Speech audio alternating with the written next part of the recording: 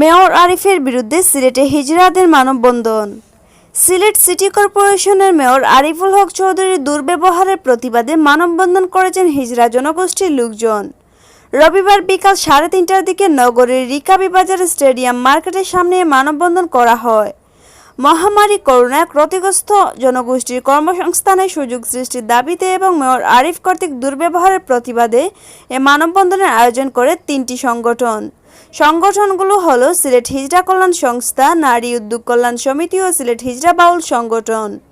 মানববন্ধনে মিজান মিয়া, কমলা বেগম, তুষার, পায়েল, নীলিমা, হাসি, ময়ূরী, রুমা, শুভ, মোস্তফা, সাদ্দাম প্রমুখ উপস্থিত ছিলেন।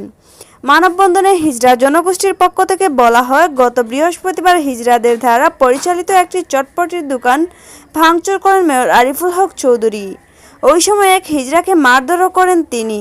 সমাজের অবহেলিত সম্প্রদায়ের লোকদের প্রতি এটি গর্হিত কাজ বলে তারা অবহিত করেন। করোনাকালে হিজড়ারা ক্ষতিগ্রস্ত হয়েছেন বলে দাবি করে মানববন্ধন থেকে তাদের উপযোগ্য কর্মসংস্থান সৃষ্টির দাবি জানানো হয়।